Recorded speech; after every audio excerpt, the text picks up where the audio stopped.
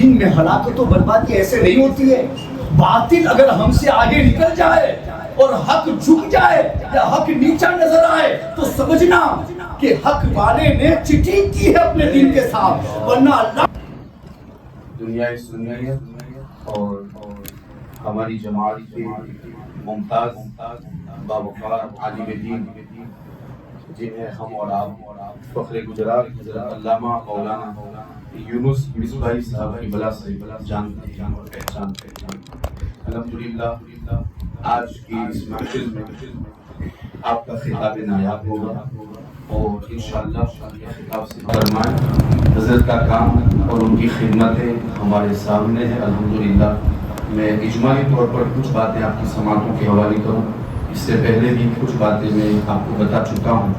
الحمدللہ کچھ سال پہلے اسی سرزمین پر مصباحی ویلفیئر مشن کا قیام ہوا جو حضرت ہی کے ذریعے قائم ہوا تھا الحمدللہ، اور اس کے زیر اہتمام مزید شعبے قائم کیے گئے جس میں تعلیم الناس اس حوالے سے ہر اتوار کو ہماری مسجد میں بھی الحمدللہ اس کے ذریعے پروگرام کیا جاتا ہے. تعلیم الناس کا مطلب ہوتا ہے کہ علماء اپنی صلاحیتوں کے مطابق جہاں پر وہ امامت کرتے ہیں وہ درس دے کر لوگوں کو علم دین سے قریب کرنے کی کوشش کرتے ہیں. چونکہ حضرت کی پہلے ہی سے یہی خواہش ہے کہ علم کی شمع عام ہو اور ایک جہاں منور ہو اور اس روشنی میں ایک دنیا آباد ہوں اور اس دنیا سے ہم سب رخصت ہوں کہ علم ہی کی حالت میں ہم یہاں سے روانہ ہوں. اسی طریقے سے صرف مرد حضرات کے نزدیک ہی نہیں بلکہ خواتین میں بھی تعلیم النساء ایک شعبہ قائم کیا گیا جہاں 70 گاؤں میں الحمدللہ الگ الگ عالمائیں پہنچتی ہیں اور وہاں پر مقررہ وقت پر پہنچ کر علم کی شمع کو روشن کرتی ہیں. اور خواتین کو جو صرف ایک خاتون ہی نہیں ہوتی بلکہ اگر وہ سنور جائیں تو ہم سب یہ مانتے ہیں کہ نسلیں سنور سکتی ہیں، وہاں پہنچ کر وہ علم عام کرتی ہیں اور خواتین کو علم سے قریب کرتی ہیں. اور مزید اس حوالے سے بیواؤں کی مدد کرنا، تقریباً 80 سے زائد بیوائیں ہیں جن کی مدد کی جاتی ہے اسی مشن کی ماتحت. اور بالخصوص پچھلے 1-2 جمعہ پہلے میں نے اعلان کیا تھا جملہ ہال پر الحمدللہ سالانہ ایک خواتین کا اجتماع ہوتا ہے. الحمدللہ اسی مشن کے ماتحت وہ اجتماع ہوتا ہے اور اس مرتبہ چونکہ اسی مشن کے ماتحت اور زیر اہتمام ایک ادارہ بھروچ کی سرزمین پر بچیوں کا قائم کیا گیا. الحمدللہ کہ پچھلے اجتماع میں 10 بچیاں فارغ ہوتی ہیں. الحمدللہ یہ سب حضرت کی کاوشیں ہیں، ان کی محنتیں ہیں. مزید اور بھی بہت سارے ایسے کام، بلکہ میں آپ کو کہوں کہ الحمدللہ اللہ رب العزت نے حضرت کو بھی مختلف صلاحیتوں سے نوازا ہے. وہ ایک صرف باکمال خطیب ہی نہیں بلکہ ایک باکمال مدرس بھی ہے اور کئی کتابوں کے مصنف بھی ہے اور مؤلف بھی ہے. اللہ رب العزت نے صرف انہیں فخر گجرات ہی نہیں بلکہ میں تو یہ کہتا ہوں کہ وہ فخر ہندوستان ہے، بلکہ فخر گجرات اور ساتھ ہی ساتھ فخر ازہر ہند بھی ہیں. یہ مصباحی علماء آپ جانتے ہیں نا، یہ ہماری جماعت میں پرانے مصباحی ہیں.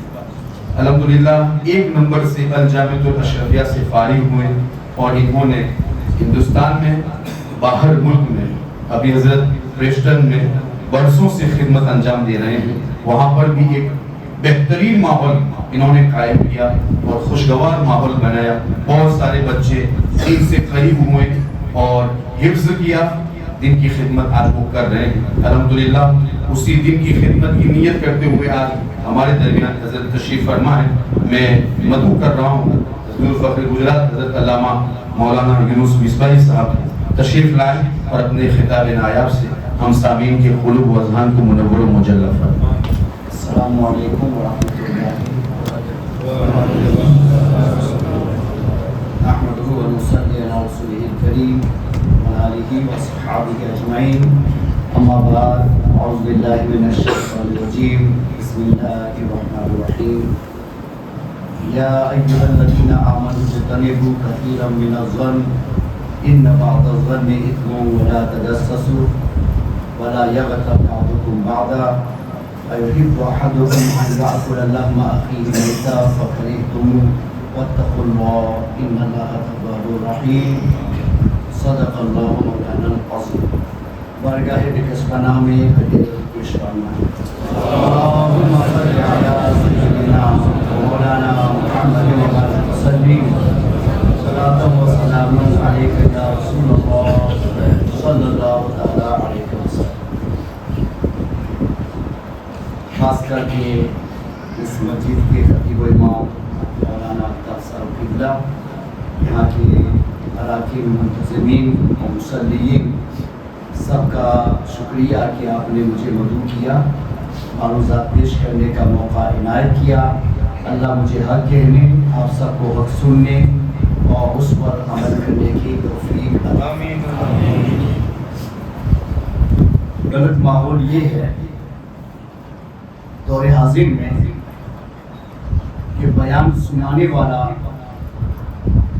اس نیت سے بیان سناتا ہے کہ میں لوگوں میں واہ واہ کر لے جاؤں تاکہ میری تعریف ہو لے، اور سننے والوں کا غلط طریقہ یہ ہے کہ وہ اس طرح کا بیان سننا چاہتے ہیں کہ جس کی وجہ سے ان کو مزہ آئے، تو مزہ کے لیے بیان سنا جاتا ہے، اور یہ دونوں طریقے غلط ہیں.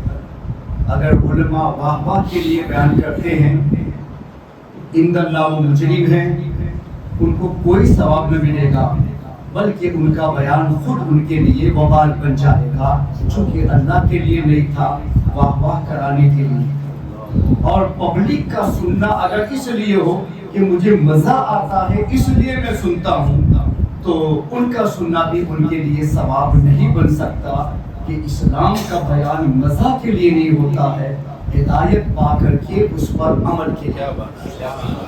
سرور عالم صلی اللہ تعالی علیہ وسلم نے ارشاد فرمایا قل لا الہ الا اللہ ثم استقم، کہ لا الہ الا اللہ کہو یعنی مسلمان بن جاؤ، ثم استقم، اور جب تم مسلمان بن گئے ہو تو تمہارا کوئی بھی قدم اب اسلامی تعلیمات سے باہر نہیں رہنا چاہیے.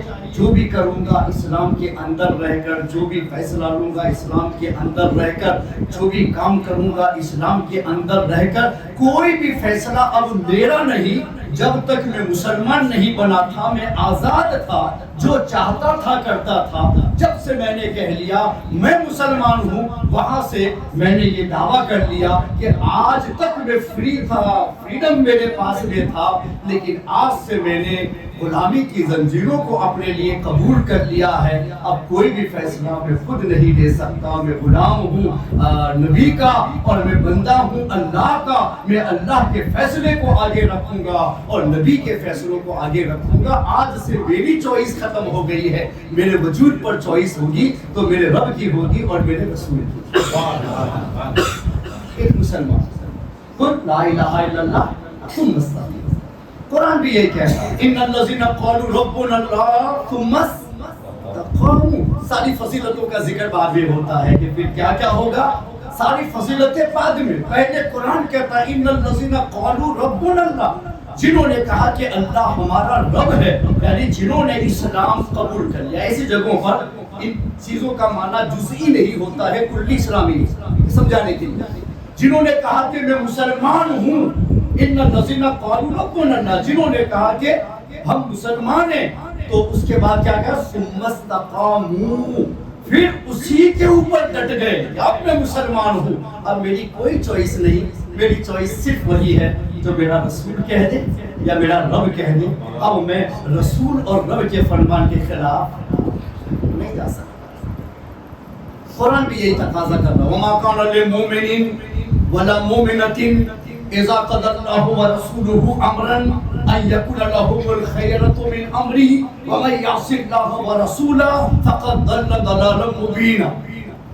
قرآن کہہ رہا ہے، میں تو صرف الفاظ کو آپ کے سامنے پیش کر رہا ہوں. ہر تقاضا قرآن کا ہے یا حدیث کا ہے جو میں آپ کے سامنے پیش کرنے جا رہا ہوں. اور بیان کا مطلب ہی یہی ہوتا ہے اپنا مت جھاڑو، جو کچھ بیان کرنا ہے وہی کرو جو رب نے کہا ہے یا جو رسول نے کہا. تاکہ لوگوں کو اطمینان ہو جائے کہ بولا نہیں جا رہا ہے بلکہ اللہ و رسول کا صحیح پیغام ان کے ورز کے ساتھ صرف ترجمانی کر کے ہمارے کانوں کے حوالے کیا جائے. تو یہ دونوں ہوا حدیث اور قرآن پر. یہ تیسرا بھی قرآن ہے. تیسرا بھی کیا ہے؟ قرآن. کیا کہتا ہے؟ وما کان للمؤمن ولا مؤمنۃ، کسی مسلمان مرد و عورت کے لیے روا نہیں، پرمیشن نہیں. کیا پرمیشن نہیں ہے؟ وما کان للمؤمن ولا مؤمنۃ اذا قضى الله ورسوله امرا، اللہ اور اس کا رسول اگر کوئی فیصلہ فرما دیں، اللہ اور اس کا رسول کوئی فیصلہ فرما دے تو ایمان والے مرد و عورت کے لیے روا نہیں ہے. کیا روا نہیں ہے؟ اب آگے فرمایا وما کان للمؤمن ولا مؤمنۃ اذا قضى الله ورسوله امرا ان يكون لهم الخيرة من امرهم، ان کے حکم میں وہ اپنی چوائس کو داخل کر دے، یہ جائز ہی نہیں ہے. جائز ہی نہیں کہ میں اپنی چوائس لے آؤں. میرے رب کا حکم سامنے آ گیا، بس اب میں کچھ نہیں جانتا، میری چوائس مجھے نہیں معلوم ہے کیا ہے، میں اتنا جانتا ہوں میں میرے رب کا بندہ ہوں، اور بندہ ہونے کے ناطے مجھے وہی فیصلہ لینا ہے جو میرے رب نے میرے حق میں کرنا. میرے حق میں کرنا گواہی نہیں کہ اب ان کی چوائس پر اپنی چوائس کو دخل دے سکے. پھر قرآن کہتا ہے اور اگر تو نے ان کی چوائس پر اپنی چوائس کو داخل کیا تو اسی کو نافرمانی کہتے ہیں، اسی کو معصیت کہتے ہیں، اسی کو گناہ کہتے ہیں کہ تو دعویٰ کچھ اور کر رہا ہے، دلیل کچھ اور دے رہا ہے. دعویٰ تو میرا ہے کہ میں اللہ کا بندہ ہوں، رسول کا غلام ہوں، اور غلامی رسول میں آپ کو بولنا غلامی رسول میں موت بھی قبول ہے. بولنا آسان، بولنا آسان، جھوٹ ہے. اگر میں بولوں نا تو ہم تو یہ کہ ہم تو نعرہ لگاتے غلامی رسول میں، زور سے غلامی رسول میں بولتے نا، اور نہ لگا کہ بڑے خوش ہوتے ہیں. ہم تو رسول سے اتنی محبت کرتے ہیں کہ غلامی رسول میں موت بھی قبول ہے. جان دینے تک ایک مسلمان تیار ہے، اور وقت میں اذان ہوتی ہے حی علی الصلاۃ حی علی الفلاح، اللہ کہتا ہے دیکھو مؤذن تو صرف اس دعوت کو پہنچا رہا ہے، حقیقت میں کون بول رہا ہے؟ اللہ. اللہ کہتا ہے حی علی الصلاۃ، نماز کی طرف آؤ، حی علی الفلاح، کامیابی کی طرف آؤ. کون کہہ رہا ہے؟ اللہ کہہ رہا ہے. اور تم تو کہہ رہے غلامی رسول میں موت بھی قبول ہے، یہاں تو ٹائم دینا بھی قبول نہیں. اپنے گھر کو چھوڑ کے مسجد پر پہنچنا بھی قبول نہیں ہے، تو دعویٰ اتنا بڑا کر رہا ہے کہ جان بھی دے دوں گا. اور تیرے عمل کو میں دیکھ رہا ہوں تو پتا چلتا ہے تو جان کیا دے گا، تو اپنا ٹائم بھی دینے کو تیار نہیں ہے. تو تیرا نعرہ تو بڑا اچھا تھا، لیکن جب میں نے تیرے عمل کی دلیل کو دیکھا تو مجھے ایسا لگا کہ تو سچ نہیں بول رہا ہے، سراسر اللہ اور رسول کی بارگاہ میں جھوٹ بول رہا ہے. بظاہر نعرہ اچھا ہے، لیکن دلیل کے ساتھ میں نے ملایا تو کیا پتا چلا؟ میں سچ نہیں بول رہا ہوں. کیا بول رہا ہوں؟ جھوٹ بول رہا ہوں. میں اعلیٰ حضرت سے ایک ساتھ اعلیٰ حضرت فاضل بریلوی کی بارگاہ میں ایک شاعر آیا، نعت خواں. ہم لوگ نعتیں سننا تو بڑا پسند آتا ہے، اس لیے کہ وہاں تو سی آواز ہی سننا ہے نا، عمل کی بات نہیں ہوتی ہے. بس اشعار ہے، سن رہے ہیں، مزہ آ رہا. ہم کیا کر رہے ہیں؟ مزہ. کہ مسلمانوں کی بربادی کا ریزن یہی ہے کہ میں نے اللہ اور رسول کے ذکر کو، ان کی تعلیمات کو مزہ بنا لیا ہے. اے مسلمانوں مزہ مت بناؤ، مزہ کسی اور چیز میں ہوتا ہے. اللہ اور رسول کا فرمان اتنا سیریس ہے کہ میرے سامنے آئے گا، میری آنکھیں اشکبار ہو جائے، میرا سر خدا کی بارگاہ میں جھک جائے گا. میرے مولا، میں نے بندے کا دعویٰ کر کے پورا بندہ ہونا ثابت نہیں کر سکا، اور رسول کی غلامی کا اعلان کر کے غلامی کی دلیل نہیں دے سکا. میں تو دونوں دعوے تو میرے سچے ہیں، مگر عملی اعتبار سے دونوں جگہ پر میرا جھوٹ ہی ظاہر ہوا. مزہ نہیں ہوتا. غلط ہو تم، آڈینس غلط ہیں. اگر چوائس یہ ہو کہ بیان مزہ کے لیے سنا جائے، اور وائس غلط ہے اگر وہ یہ سمجھتا ہے کہ بیان صرف جوک کے لیے ہوتا ہے، صرف مزاح کے لیے ہوتا ہے، تو دونوں غلط۔ اگر ہادی اور ہدایت لینے والا دونوں غلط ہو جائیں تو ہدایت کبھی نہیں آتی ہے، گمراہی تو آ سکتی ہے، ہدایت نہیں آ سکتی۔ اس لیے ہادی کو سمجھنا ہے میں اللہ و رسول کا پیغام ان کو اس لیے دے رہا ہوں تاکہ بندے کو بندہ ہونے کا احساس ہو سکے اور غلام کو غلام ہونے کا احساس ہو سکے۔ جب تک میں یہ احساس تمہارے دل میں قائم نہ کر سکوں تو میرا بیان الفاظ ہے اور تمہارا سننا ایک آواز ہے، اس سے آگے کچھ بھی نہیں ہے۔ ہمیں اپنا ماحول درست بنانا ہے۔ ہم بندہ ہیں تو بندہ ہو کے بتائیں گے، اور ہم غلام ہیں تو غلام ہو کے ثابت کریں گے۔ اور تیار تو اعلیٰ حضرت کے سامنے ایک نعت خواں آیا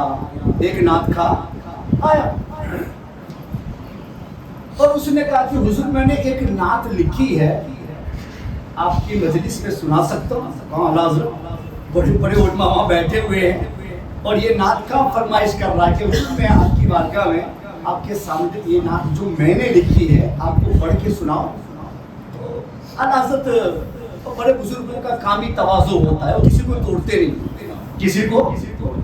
ان کی بارگاہ میں پہنچنے سے پہلے تو لوگوں کو ڈر لگتا ہے، مگر جب نزدیک جاتے ہیں نا تو پتہ چلتا ہے کہ یہ تو ہم سے سب سے زیادہ محبت کرتا ہے، دوسرے کو پتہ چلے گا ہم سے زیادہ۔ یہ بزرگوں کی پہچان ہوتی ہے کہ پہلے تو ڈر لگتا ہے کہ میں کیسے جاؤں، اور جب نزدیک جاتا ہے تو وہاں ایسی محبتیں بانٹی جاتی ہے کہ ہر ایک کو یہی لگتا ہے کہ حضرت تو مجھ سے ہی سب سے زیادہ محبت، سب سے زیادہ محبت۔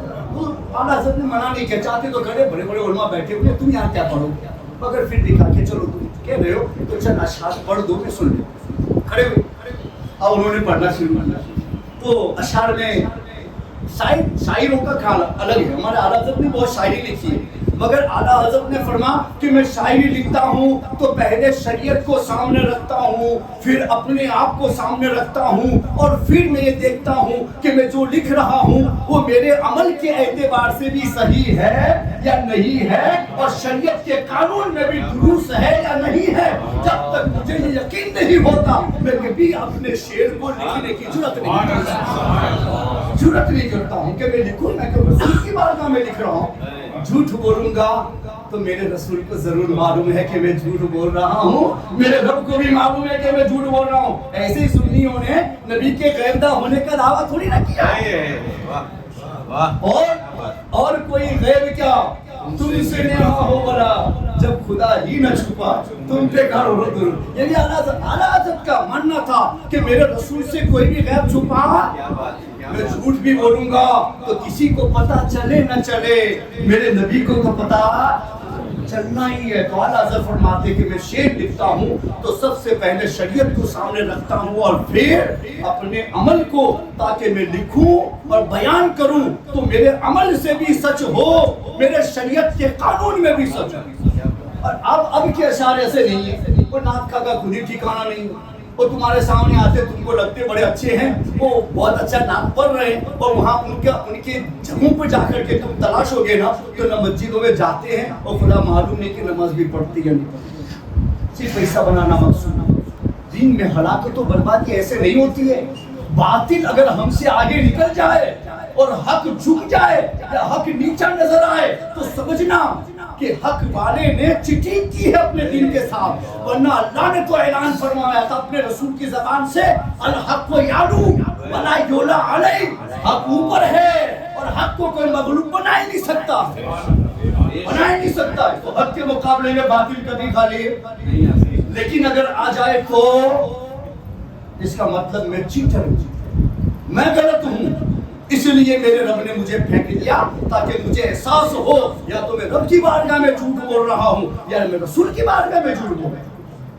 تو اعلیٰ حضرت نے کہا پڑھ لے، اس نے پڑھا تو اشعار میں لکھا ہوا تھا، او حضور میں آپ کی محبت میں بہت بے قرار رہتا ہوں، آنسو پہ آنسو نکلتے جا رہے ہیں، میرا دل نہیں لگتا ہے، میں بے قرار ہوں، کب آپ کا دیدار کر لوں، کب آپ کی، ایسے سب اشعار اس نے سجائے ہوئے تھے۔ تو اس نے پڑھ تو لی، اس کے بعد میں جب ختم ہوا تو اعلیٰ حضرت نے بالکل نزدیک بلایا اور کہا شاعر سے، تم نے جو اشعار پڑھے وہ تو ٹھیک، جو اشعار پڑھے وہ تو ٹھیک ہے، اس لیے کہ اس میں کوئی بظاہر تو خرابی نظر نہیں آ رہی ہے، لیکن اعلیٰ حضرت فرماتے ہیں کہ تو سچ بولنا، واللہ تم ایسے ہو جیسا تم نے لکھا۔ کیا پوچھتے؟ تم ایسے ہو جیسا تم نے لکھا ہے، اگر ایسا ہے تب تو میں احمد رضا کہتا ہوں کہ تو اللہ کا ولی ہے۔ جیسا تو نے لکھا ہے ایسا ہے کہ رسول سے بے قرار رہتا ہوں، ہمیشہ ان کی خواہش میں وہاں کے اشکبار ہے، رسول کو دیکھنا چاہتا ہوں وہاں سے، اگر ایسی تیری خواہش ہے تو اللہ کا ولی ہے، اور اگر ایسا نہیں ہے تو سن، تو اس نبی کی بارگاہ میں جھوٹ بول رہا ہے جس نبی کو تمہارے دل کے خطرات کا بھی علم موجود ہے۔ رسول کی بارگاہ میں جھوٹ مت بولو، جو بھی بولو سچ بولو، اپنے عمل کو پہلے سامنے رکھو، اس لیے کہ بولنا تو آسان ہے، الفاظ درست بھی ہو سکتے ہیں، مگر جب ان الفاظ کو اس کے دلائل کے ساتھ میں ملایا جائے تب پتا چلتا ہے کہ سچا ہے یا جھوٹا ہے۔ ابھی میں تم کو کہہ دوں کہ بھائی تم جانتے ہو میں کون ہوں؟ میں ہوا میں اڑ بھی سکتا ہوں، فضاؤں میں تیر بھی سکتا ہوں، سمندروں پہ چل بھی سکتا ہوں، سب میرے دعوے، تو آپ سچ مان لیں گے؟ مان لیں گے؟ کیا کہیں گے؟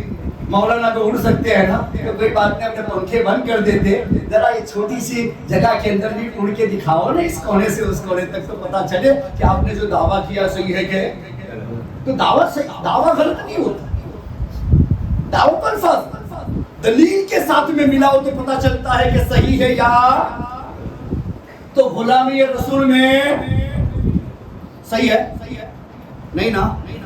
نہیں، اگر صحیح ہوتا تو اہل سنت کی مساجد کی آبادی سے زیادہ دنیا میں کسی کی عبادت کا آباد نہ ہوتی، کسی کی عبادت کا آباد نہ ہوتی۔ ہماری مسجدیں پور رہتی، جمعہ میں جتنے لوگ آتے ہیں اسی علاقے میں رہنے والے ہوتے ہیں، نمازوں میں بھی اتنے ہی ہوتے، میں سب کچھ چھوڑ دیتا، اس لیے کہ میں اپنے ایک دوست کی دعوت پر چلا جاتا ہوں، کام چھوڑ کے جاتا ہوں، شوق بند کر کے جاتا ہوں، دیکھتا ہوں تعلق کتنا گہرا ہے، دوستانہ کتنا گہرا ہے، رشتہ داری کتنی گہری ہے، تو اس وقت میں نہیں کہتا ہوں آج دکان بند رہے گی تو شام کو 20,000 کا نقصان ہو جائے گا، نہیں یار، اتنا قریبی رشتہ دار ہے یا اتنا قریبی میرا دوست ہے کہ میں نہیں جاؤں گا تو اس کی ناراضگی مجھے گوارا نہیں، 20,000 چھوڑنا گوارا، ناراضگی گوارا نہیں۔ ایک دنیا میں تو کسی کو اپنا دوست بناتا ہے تو اس کا اتنا خیال رکھتا ہے، تو میرے رب سے بڑا تیرا دوست کون ہو سکتا ہے؟ میرے رب سے بڑا تیری محبت میں اور کون آ سکتا ہے؟ میرے رب نے قرآن کے ذریعے سے اعلان فرما دیا، والذین آمنوا اشد حبا للہ، جو ایمان والے ہیں وہ غایت درجہ اپنے رب سے محبت کرتے ہیں۔ تیرا رب اعلان کر رہا ہے کہ جو ایمان والا ہے وہ کیا کرتا ہے؟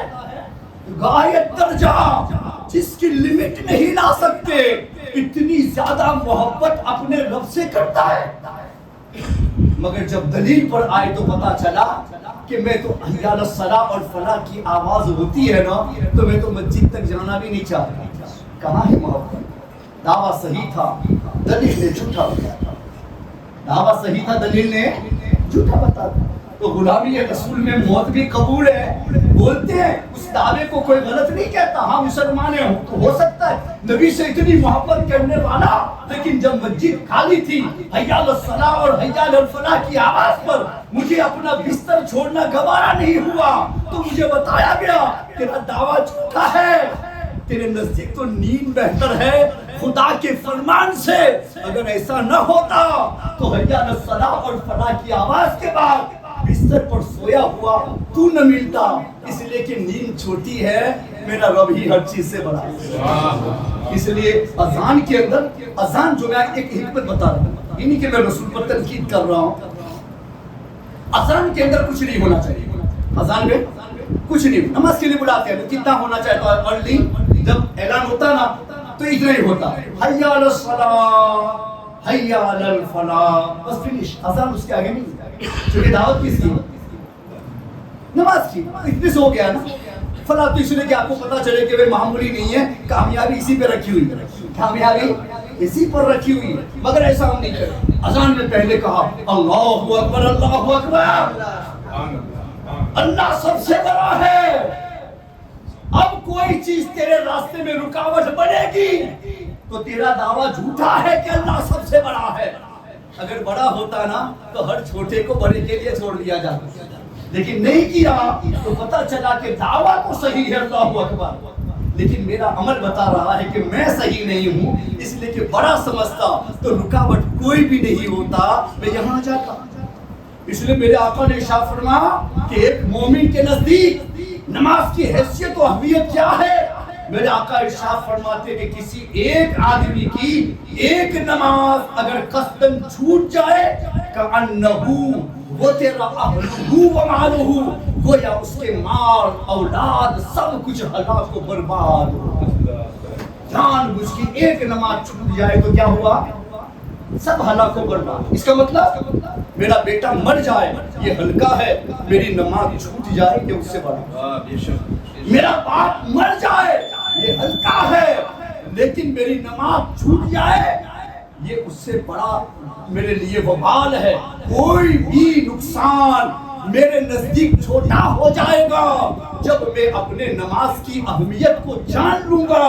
لیکن ہم سنی صرف دعووں میں آگے ہیں، صرف نعروں میں آگے ہیں، مگر ہم نے اپنے الفاظ کے معنی کی طرف توجہ نہیں کی، اس لیے ہماری عبادت گاہیں خالی نظر آتی ہے۔ اگر ہم نے ان احکام کی طرف نظر کیا ہوتا نا تو الحمدللہ ہمارا ماحول اتنا سازگار ہوتا کہ پوری دنیا افسوس اس بات پر کرتی کہ کسی کا عبادت خانہ اتنا آباد نہیں ہے جتنا بریلوی اہل سنت والجماعت کا عبادت خانہ۔ آخری ٹائم آپ کو آخری ایک مسلمان دوسرے مسلمان کو کتنا دے سکتا ہے، بلکہ آیت تو پڑھی اس پر تو پہنچے ہی نہیں، تو حسن ظن سب سے رکھو، حسن ظن سب سے رکھو۔ ہم لوگ کیا کرتے ہیں؟ بدگمانی رکھتے ہیں، بدگمانی، او یہ ایسا ہوگا، وہ ایسا ہوگا، وہ ویسا ہوگا، وہ ویسا ہوگا۔ ہمارا قرآن ہم کو سکھاتا ہے یا ایھا الذین آمنوا لا یسخر قوم من قوم عسى ان یکونوا خیرا منهم۔ ایمان والو کسی دوسرے مسلمان پر ہنسو نہیں، اس لیے کہ تو ظاہر دیکھ کے اگر ہنس رہا ہے تو کیا تجھے معلوم ہے کہ اس کی ہر حالت تو جانتا ہے؟ ارے اس کی کون سی ادا رب کو پسند ہوگی وہ تو نہیں جانتا۔ تو جب میں اس اعلان پر جاتا ہوں رب کے کہ رب سب جانتا ہے، وہ مجھے کہ تو ہنسنا نہیں مسلمان پر، اس نے گمان رکھنا، اس نے گمان سے ثواب ملتا ہے، تو سوئے زن سے گناہ پر کیوں جاؤں گا؟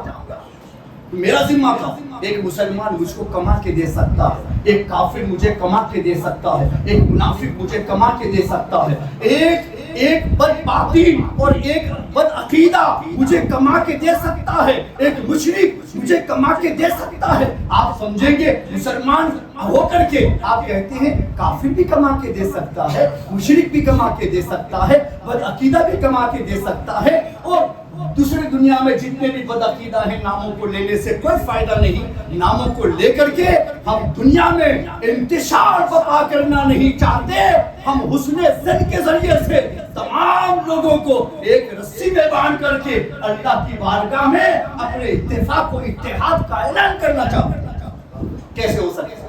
اس کا مطلب ہوا کہ میں وہابی کو صحیح مان لوں، اس کا مطلب یہ ہوا کہ دیوبندی کو صحیح مان لو، اس کا مطلب یہ ہوا کہ قادیانی کو صحیح مان لو، اس کا مطلب یہ ہوا کہ مودودی کو صحیح مان لو؟ نہیں، غلط کو غلط ہی کہنا، سچ کو سچ ہی کہنا، مگر کہاں سے تم کو فائدہ مل رہا ہے وہ سب اپنے پاس میں لے لینا۔ کیسے ملتا ہے؟